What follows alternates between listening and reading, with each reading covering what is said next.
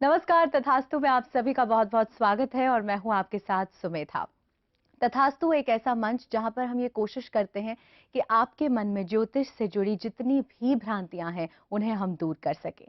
ज्योतिष एक बहुत ही विस्तृत विषय है और गौर करने वाली बात यह है कि इसका पूरी तरह से वैज्ञानिक आधार है। तो आइए आज अपने कार्यक्रम को शुरू करते हैं और समझने की कोशिश करते हैं कि ज्योतिष का विज्ञान क्या है और ज्योतिष के पीछे जो छिपी सच्चाई है वो क्या है। खास तौर पर आज हम अपने कार्यक्रम में काल सर्प योग की बात करने वाले हैं।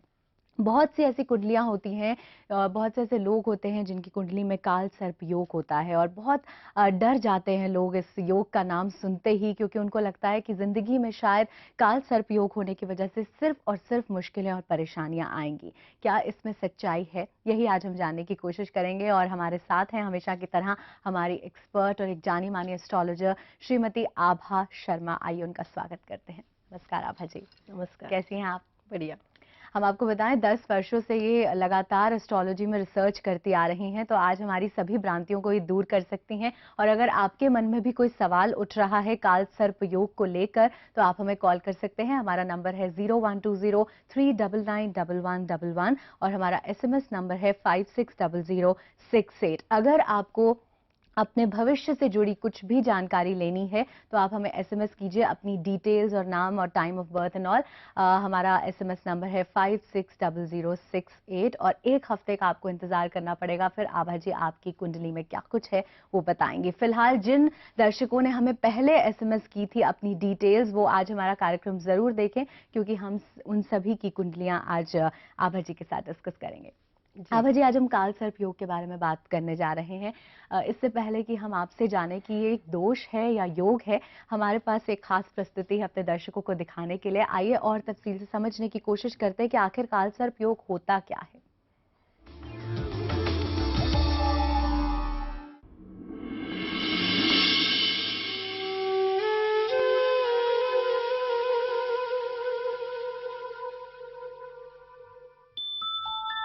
ज्योतिष विज्ञान के मुताबिक हमारी जिंदगी की हर घटना कुछ ग्रहों और दशाओं के बनते बिगड़ते योग पर निर्भर है।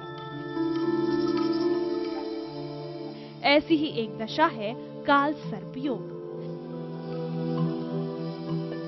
किसी की कुंडली में काल सर्प योग तब बनता है जब सारे ग्रह राहु और केतु के बीच आ जाते हैं। काल सर्प योग इंसान की पिछले जन्म के बुरे कर्मों का एक संकेत मात्र है। मान्यता है कि कुंडली में काल सर्प योग होने से इंसान की जिंदगी में बहुत सी परेशानियां आने लगती हैं। कुंडली में काल सर्प योग होने से कई बार इंसान की जिंदगी संघर्ष करते हुए गुजरती है। हालांकि काल सर्प योग हमेशा अशुभ फल नहीं देता। कभी कभी कुंडली में ये योग इंसान को सफलता के उच्च शिखर तक भी पहुंचा देता है।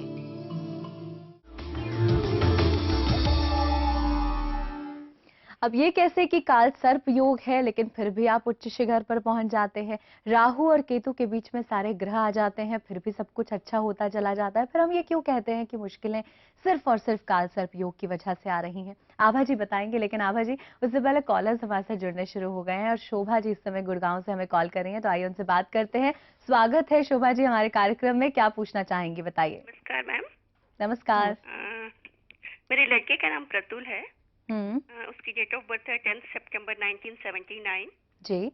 10:50 PM एट हैदराबाद। तो इसको मतलब काफी इसके सारे ग्रह एक ही इसमें बैठे हुए हैं जी। तो हमको बताया गया था कि इसको काल सर्प योग है और पितृदोष है, दोनों है। तो हमने मतलब ऐसी कोई जगह नहीं है जहाँ इसकी पूजा नहीं करवाई है।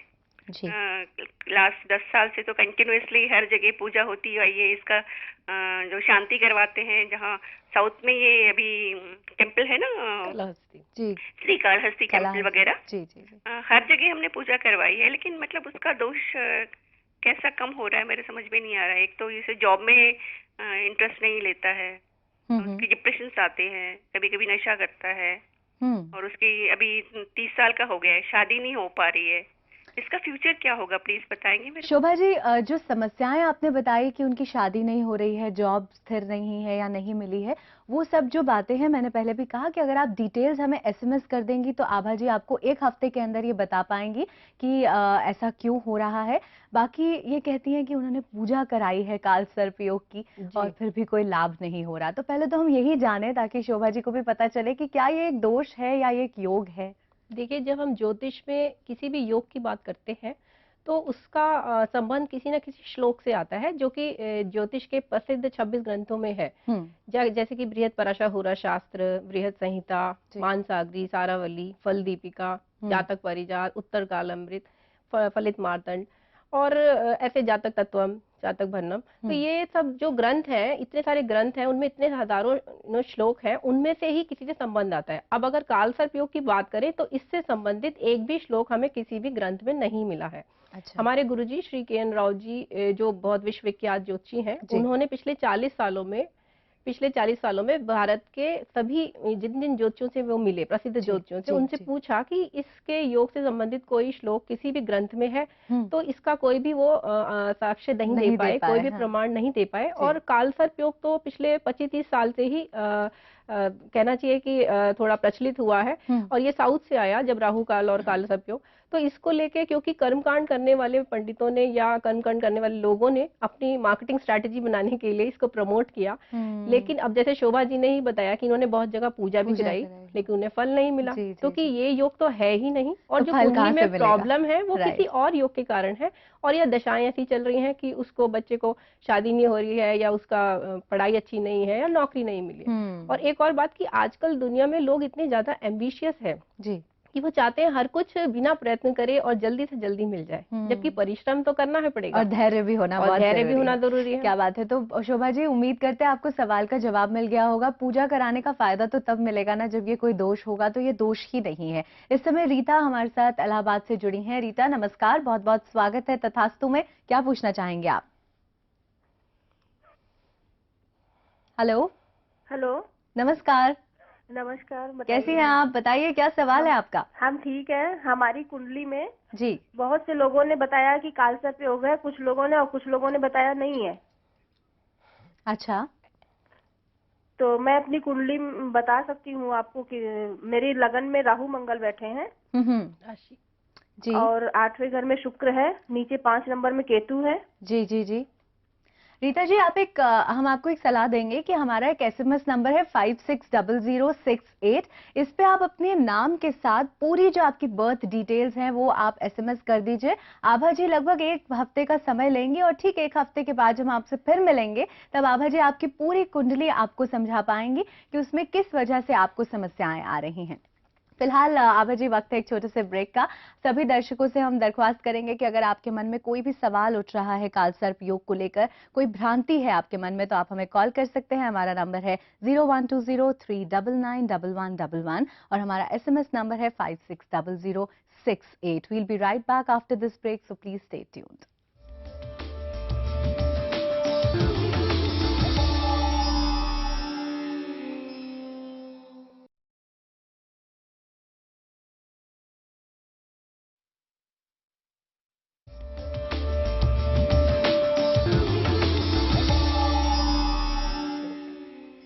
तथास्तु में आप सभी का एक बार फिर स्वागत है। आज हम काल सर्प योग की बात कर रहे हैं। कुंडली में अगर काल सर्प योग हो तो एकदम हर कोई डर जाता है कि पता नहीं जिंदगी में सिर्फ मुश्किलें ही मुश्किलें हैं, लेकिन आभा जी ने इसे सिरे से नकार दिया है कि काल सर्प योग तो कोई दोष है ही नहीं। राइट आभा जी? अभी आभा जी एक बात बताइए, जैसे पहली कॉलर शोभा जी ने भी कहा था कि एस्ट्रोलॉजर्स जो होते हैं वो बाकायदा लोगों को ये बोलते हैं कि जाइए नासिक, जाइए त्रयंबकेश्वर, वहां पर बाकायदा पूजा पाठ कराइए, तब जाके काल सर्प योग से आपको मुक्ति मिलेगी। तो ये सब क्यों कहा जाता है?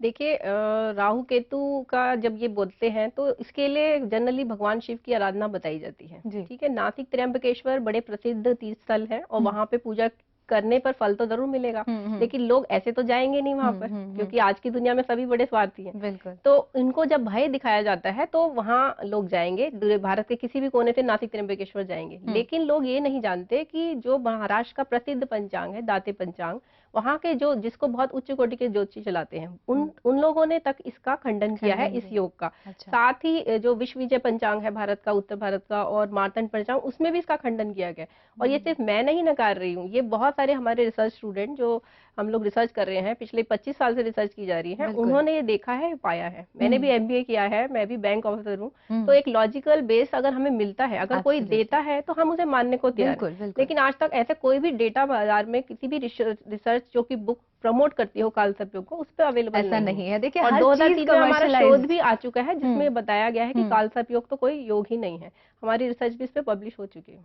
करेक्ट, आई थिंक ये बहुत इंपॉर्टेंट इन्फॉर्मेशन है। और अब वक्त है आभा जी, क्यों ना हम वो कुंडली लें जाने माने सेलिब्रिटीज की, जिनकी कुंडली में काल सर्प योग, भयंकर काल सर्प योग है, फिर भी they have reached at the top, you know. तो अमृता प्रीतम जी, जिनको सब जानते हैं, उनकी हम कुंडली देखना चाहेंगे। उनका वैवाहिक जीवन जो है वो बहुत अच्छा नहीं रहा है, तो उनकी कुंडली में भी काल सर्प योग है, आप बता पाएंगी क्या? देखिए, अमृता प्रीतम जी की कुंडली 31 अगस्त 1919 गुजरांवाला, पाकिस्तान, और दोपहर को 1:49 की कुंडली है। अब इनकी कुंडली में स्कॉर्पियो यानी कि वृश्चिक लग्न है, और मकर नवांश है, और तुला राशि है। अब इनको बोला गया लोगों ने कि इनका वैवाहिक जीवन इसलिए खराब था क्योंकि राहु लगन में बैठे हैं, केतु सप्तम में आ गए, और सारे ग्रह उनके बीच में बैठे हैं। अब आप ये देखिए कि वो इस योग के कारण नहीं है उनका वैवाहिक जीवन खराब नहीं रहा, बल्कि वो इसलिए क्योंकि जो सप्तम भाव है, विवाह का भाव है, उस पे केतु बैठा है और शनि से दृष्ट है। और जो चौथा घर सुख का घर है, उस पे भी शनि, सूर्य और मंगल की दृष्टि है, मंगल नीच का होके देख रहा है। तो जब ऐसी स्थिति कुंडली में बनी, ऐसा योग बना, तो इसीलिए उनको वैवाहिक सुख नहीं मिला उतना। वो विवाह उनका हुआ, लेकिन फिर डाइवोर्स भी हो गया। तो यानी काल सर्प योग का इस पर कोई प्रभाव नहीं। और शुक्र भी इनकी कुंडली में नीच का है। तो ये सारे योग जो दूसरे खराब योग है, उनके कारण विवाह खराब रहा। लेकिन उनकी कुंडली में बहुत सुंदर योग भी है। पंचमेश उच्च के होके बैठे हैं बृहस्पति नवम भाव में, और देख रहे हैं, इसीलिए वो इतनी बड़ी लेखिका और रही, और उन्हें ज्ञानपीठ पुरस्कार भी मिला 1982 में। और इतने उन्होंने कम से कम 60 साल तक लिखा। तब तो ऐसा नहीं है, उनकी लाइफ बहुत अचीवमेंट रहे। लेकिन कुंडली में कहीं ना कहीं अगर कुछ कोई हाउस अफ्लिक्टेड है, कोई कारक अफ्लिक्टेड है, तो होता है कि वो उससे रिलेटेड उसको अच्छे फल ना मिले। लेकिन काल सर्प योग के लिए इसको दोष देना कि इसलिए खराब था, वो गलत होगा। और पूजा कराने पर भी इसका कोई फल नहीं मिलेगा, क्योंकि वो तो योग दृढ़ कर्म में आता है। लेकिन यहाँ ये बात भी आती है कि कहीं ना कहीं ये चीज तो एस्ट्रोलॉजिस्ट को गाइड करना चाहिए, लेकिन अनफॉर्चुनेटली उल्टा हो रहा है। एक्चुअली क्या है कि अच्छे ज्योतिष करने वाले ज्योतिषी बहुत कम है, और जो कर्मकांड करते हैं वो ज्योतिष ज्यादा नहीं जानते हैं, और इसीलिए वो ज्योतिष का मिसयूज करके कर्मकांड की तरफ लोगों को प्रमोट करते हैं, एक तरह से लिटरली भटका रहे हैं। आपसे जो दूसरी कुंडली है, जो एक जाने माने IAS ऑफिसर की कुंडली है, वो हम करेंगे, लेकिन उससे पहले इस समय विकास हमारे साथ नोएडा से जुड़े हैं। विकास, स्वागत है हमारे कार्यक्रम में, बताइए क्या सवाल है आपका? Good morning ma'am. Good morning ji. मैंने अपनी कुंडली दिखाई थी, तो उसमें 2 चीजें आई थी। एक तो अगस्त से मेरा लो फेज शुरू हो रहा है, तो उसको दूर करने का क्या निवारण है। दूसरा बोला था कि शनि बहुत भारी है, तो इन दो का क्या निवारण हो सकता है, मैं मैम से ही पूछना चाहूंगा। ओके, अगस्त 2010 से जानना चाह रहे हैं इनका लो फेज, पर आई थिंक इसके लिए आपको डिटेल्स की कोई बात नहीं, कुंडली तो चाहिए होगी, वो अगर ये हम SMS करेंगे तो हम डिटेल में देख सकते हैं। लेकिन अगर लो फेज यानी कोई खराब दशा लगने वाली है, अगर किसी ज्योतिषी ने बताया है, तो निवारण के लिए ये कर सकते हैं कि नारायण कवच प्रतिदिन 1 बार करें, 108 दिन तक करेंगे, तो इनको जरूर जो भी अगर कोई प्रॉब्लम बड़ी आने वाली है तो वो कम हो जाएगी एटलीस्ट, और इनको उससे लड़ने की शक्ति भी मिल जाएगी। क्या बात है। तो आपको आपके सवाल का जवाब उम्मीद करते हैं मिल गया होगा। और इस समय दूसरी कुंडली आभा जी लेते हैं। IAS ऑफिसर जो हैं, उनकी कुंडली में भी काल सर्प योग है जी। ये देखिए, IAS परीक्षा बहुत ही कठिन परीक्षा मानी जाती है प्रशासनिक सेवा की, भारतीय प्रशासनिक सेवा में, और इन्होंने 2003 मई में इसे टॉप किया इस परीक्षा को। इनकी कुंडली में अष्टम भाव में 5 ग्रह बैठ गए हैं, और केतु पंचम में है, और राहु 11वें घर में, और सारे ग्रह इनके बीच में आ जाते हैं। तो कई पंडितों ने बोला कि आपकी कुंडली में काल सर्प योग है, आप तो जिंदगी में कुछ कर ही नहीं पाएंगे, आप ये पूजा कराइए, वो कराइए। लेकिन इन्होंने कुछ नहीं किया, और इन्होंने अपना परीक्षा अपने दी, और ये टॉप भी किया इन्होंने। तो इससे ही पता चलता है कि इस योग का अगर वो पूजा कराते तब भी होता है, करा लेते तो शायद लोग बोलते इसीलिए फल मिल गया, लेकिन इन्होंने नहीं कराया, और ये बिल्कुल अखबार में पब्लिश भी हुआ ये वाला केस। यानी एक बात तो तय है आभा जी कि काल सर्प योग कोई दोष है ही नहीं, और जो भी समस्याएं आती हैं अगर किसी की कुंडली में ये योग है तो वो बाकी ग्रहों की वजह से आती हैं, बाकी योग हो सकते हैं गलत। अच्छा एक बात बताइए कि देखते हैं कि काल सर्प योग जब आता है ना तो कहते हैं कि नाग नागिन को या तो नदी में बहा दीजिए या अंगूठी पहन लेते हैं कुछ लोग। देखिए वो साइकोलॉजिकल है ये एक प्रोसेस कि अगर आप कुछ प्रॉब्लम आ रही है और आपने उसका निवारण किया तो आपको लगेगा कि ठीक है हाँ अब हो जाएगा ये ठीक। तो इसीलिए ये किया जाता है, अदरवाइज इसका कोई रेलिवेंस नहीं है, साइंटिफिक रेलिवेंस नहीं है। और पूजा करिए, भक्ति करिए, भगवान की भक्ति करने से तो बड़े बड़े दोषों का निवारण हो जाता है, लेकिन बस श्रद्धा की जरूरत है। बिल्कुल, पूजा करने में कोई बुराई नहीं है। देखिए आभा जी ने बहुत अच्छी बात बताई कि पूजा पाठ करने में कोई बुराई नहीं है, लेकिन ये जो 20-20 हजार 11-11 हजार का लिटरली भगवान को चढ़ाया जाता है पूजा पाठ में, ये बिल्कुल गलत है, इसका कोई फायदा नहीं है। तो श्रद्धा से सिर्फ भगवान को याद कीजिए, उससे सारे दोष ठीक हो जाएंगे। अभी वक्त है एक छोटे से ब्रेक का, लेकिन हम कालसर्प योग पर और बातचीत करेंगे आभा जी के साथ, और साथ ही कुछ एसएमएस हम लेंगे, कुछ कुंडलियां आभा जी लाई हैं जिन दर्शकों ने अपनी डिटेल्स एसएमएस की थी, वो हम शामिल करेंगे कार्यक्रम में इस ब्रेक के बाद। तो देखते रहिए तथास्तु।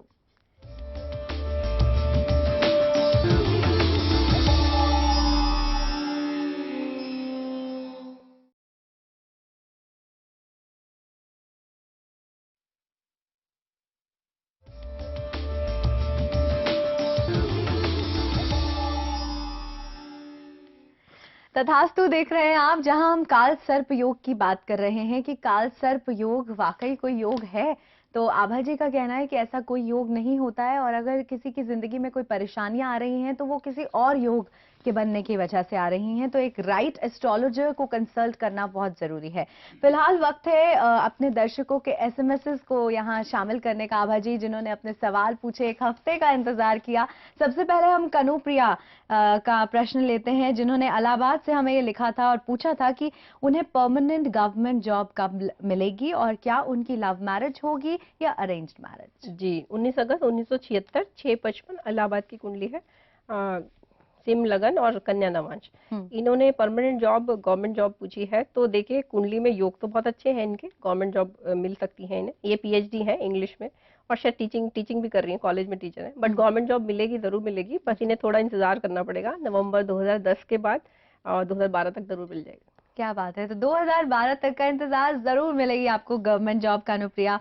और इस समय अंजू सचदेव का हमें एक एसएमएस आया था देहरादून से। उन्होंने पूछा था कि उनकी जो हेल्थ प्रॉब्लम है वो लगभग पिछले 1 साल से चल रही है, अभी फिलहाल वो बेड रेस्ट पे हैं, तो क्या उनकी हेल्थ फ्यूचर में इम्प्रूव हो सकती है। जी 30 नवंबर 1972 रात को 11 बजे देहरादून की कुंडली है। और इनकी कुंडली में देखिए अभी दशा खराब चल रही है और बीमारी जरूर होगी, चल रही होगी, तो अभी इनको थोड़ा तो ट्रीटमेंट वगैरह लेना पड़ेगा और जून 2011 के बाद ही इनको एक स्वस्थ जीवन मिल सकता है। तो तब तक ये धीरे धीरे इनको सुधार होगा। अप्रैल मतलब अभी ही थोड़े समय बाद अक्टूबर से थोड़ा सुधार शुरू होगा, उसके बाद पूरा ठीक होते होते जून 2011 हो जाएगा, जून 2011 तक, लेकिन ये ठीक हो जाएंगी पूरी तरह से। तो अंजू जी बिल्कुल भी मत घबराइए। अगला एसएमएस अमित कौल का कश्मीर से, उन्होंने हमें लिखा था, वो एक सॉफ्टवेयर इंजीनियर है और वो ये जानना चाहते हैं कि उनका करियर, उनकी जो फाइनेंशियल प्रॉब्लम्स हैं वो कब तक ठीक होंगी और क्या अब्रॉड जाने का कोई स्कोप है। जी 25 सितंबर 1978 7:16 श्रीनगर। देखिए इनका 7:14 दिया था, लेकिन मैंने इनका टाइम थोड़ा करेक्शन किया है क्योंकि जो डिटेल्स इन्होंने दी है उसके अकॉर्डिंग 16 की बनती है ठीक कुंडली। और इनकी कुंडली में ये देखिए जा सकते हैं, विदेश जा सकते हैं, अगले 5-6 साल तो काफी अच्छी इनकी ऑफ एंड ऑन यात्राएं चलती रहेंगी विदेश की। और करियर इनका प्राइवेट सेक्टर में ही है, एमएनसीज वगैरह में, रिटेल सेक्टर में। और फाइनेंशियल प्रॉब्लम जो है वो मतलब ओवर होने में 2012 का नए साल का इंतजार करना पड़ेगा, मतलब 2 साल तो 1-1.5 साल तो है अभी। ओके, फाइनेंशियल फ्रंट में थोड़ा सा वेट है, लेकिन अब्रॉड आप जरूर जाएंगे और आना जाना लगा रहेगा, which is very good. Gunjan Arora हमें लिख रही थी कानपुर से, उन्होंने लिखा है और पूछा है कि उनका फ्यूचर कैसा रहेगा, उनकी जॉब कैसी रहेगी और शादी का योग कब तक बन रहा है। जी 11 जुलाई 1984 6:20 कानपुर की कुंडली है, कर्क लगन सिम नवांश। इनकी कुंडली में देखिए अच्छा चल रही है और कि शुक्र में केतु की दशा है। तो छिद्र दशा में जनरली लाइफ में बड़े चेंजेस आते हैं। अभी तक ये काम नहीं कर रही हैं, या अभी तो एटलीस्ट नहीं कर रही हैं। तो अब 2010 के उत्तरार्ध में, यानी कि जुलाई अगस्त के बाद इनका जरूर योग बन रहे हैं जॉब करने के। और मैरिज इन्होंने पूछी है तो वो तो जरूर अक्टूबर 2011 से अक्टूबर 2012 के बीच हो जाएगी पक्का। जी जी। Good news for you again. Ashwini Bansal ने हमें दिल्ली से पूछा था कि बिजनेस उनका अच्छा नहीं चल रहा है, कर्ज उन्होंने जो लिया हुआ था वो नहीं उतर पा रहा है, तो किसी तरह की कोई ग्रोथ अभी नजर नहीं आ रही है, आगे भविष्य कैसा रहेगा? जी, 16 मई 1977 8 बजे सुबह दिल्ली की कुंडली है। इनकी कुंडली में देखिए बहुत ही अच्छे योग हैं, धन योग अच्छे हैं, और अभी इनको जरूर कर्ज नहीं उतर रहा है, लेकिन ऐसा नहीं है कि इन्होंने कमाया नहीं है जिंदगी में, और आगे भी कमाएंगे जरूर। तो देखिए फरवरी 2013 से तो बेटर होने लगेगा, कर्ज तो उतरने लगेंगे। और 10वें घर के स्वामी का और 12वें घर के स्वामी का एक्सचेंज हो रहा है कुंडली में, और धन संचित जो होने लगेगा तो अप्रैल 2015। तो थोड़ा सा स्ट्रगल है, लेकिन ऐसी प्रॉब्लम नहीं कि पैसा आना बंद हो जाएगा या कुछ प्रॉब्लम है। It's a good horoscope. तो पैसा कभी रुका भी नहीं है और आगे भी नहीं रुकेगा। हाँ, लेकिन एम्बिशियस ज्यादा है तो शायद ज्यादा चाहते हैं। ओके, तो एक्सपेक्टेशंस थोड़ी सी कम कर दीजिए, बाकी पैसा नहीं रुकेगा, ऐसा आभा जी का कहना है। और इसके बाद पूनम ने हमें पन्ना एमपी से पूछा था कि उनकी हेल्थ प्रॉब्लम जो है वो कब तक सॉल्व होगी, और उनके बच्चे उनके साथ नहीं रहते हैं, तो क्या वो अपने बच्चों के साथ रह पाएंगी? जी, 6 जून 1964 5:15 पन्ना एमपी की कुंडली है, और वृषभ लगन और मिथुन नवांश। देखिए ये डाइवोर्स है और बच्चे भी इनके साथ नहीं है, लेकिन इनकी कुंडली में देखिए अभी तो हेल्थ जो प्रॉब्लम है वो दूर हो जाएगी। 1 साल और इंतजार करना है इन्हें, मार्च 2011 से। और जहां तक बच्चों का सवाल है तो वो तो इनकी कुंडली में इतना सुख का योग नहीं है संतान से, लेकिन इनकी कुंडली में जो अच्छी बातें हैं वो ये कि इनका करियर बहुत अच्छा आगे चलेगा।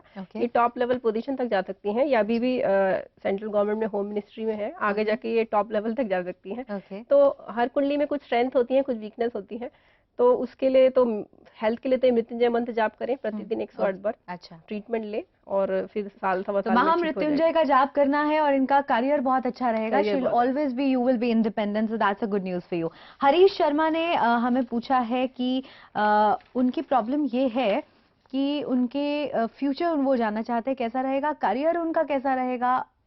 That's it. 18 अप्रैल 1964 13:35 दिल्ली की कुंडली है, कर्क लगन मीन नवांश। इनकी कुंडली में देखिए फ्यूचर तो ब्राइट ही है, बट वही मैंने यहाँ कहा कि थोड़ा परिश्रम तो हमेशा ही करना पड़ेगा। जो लोग सफल होना चाहते हैं उन्हें ना केवल धैर्य रखना होता है बल्कि सतत परिश्रम करना पड़ता है। आजकल की जनरेशन बहुत जल्दी सब कुछ चाहती है, तो वो पेशेंस इन्हें रखनी पड़ेगी। जी, अप्रैल 2011 से फ्यूचर ब्राइट है, और केतु की महादशा फिर लग जाएगी अप्रैल 2011 से, तो वो भी चेंजेस का इनका पीरियड चल रहा है लाइफ में। बट अभी जो ये बीज बोएंगे उसके फल इन्हें जरूर मिलेंगे आगे। अगर अभी अच्छे कर्म करेंगे तो अच्छे, बुरे करेंगे तो बुरे। तो अच्छे कर्मों का अच्छा ही फल होता है, कर्म करने शुरू कर दीजिए, 2011 तक फल नजर आने लग जाएंगे। थैंक यू सो मच आभा जी। जो एसएमएसेस रह गए हैं वो हम अपने अगले एपिसोड में जरूर शामिल करेंगे, और सभी दर्शकों का धन्यवाद हमें कॉल करने के लिए। आभा जी, आपका बहुत बहुत धन्यवाद इतनी महत्वपूर्ण जानकारी देने के लिए काल सर्प योग के बारे में। मुझे नहीं लगता अब कोई इस योग से डरने वाला है। Thank you so much for being on the show. Thank you. तो तथास्तु में आज हमने जाना कि काल सर्प योग जो होता है वो कोई दोष नहीं है, तो उससे पहले बात तो कोई घबराने की जरूरत नहीं है। जैसे ही आपको कोई एस्ट्रोलॉजर ये कहे कि आपकी कुंडली में काल सर्प योग है, तो एक बार के लिए आप डाउट जरूर लेकर आइएगा माइंड में, and consult a good astrologer. That's what we have learn today. आज के लिए बस इतना ही, अगले एपिसोड में फिर मिलेंगे एक नए विषय के साथ। तब तक के लिए मुझे इजाजत दीजिए, लेकिन आप देखते रहिए प्रज्ञा, जो आपको मिलाए बेहतर आपसे। नमस्कार।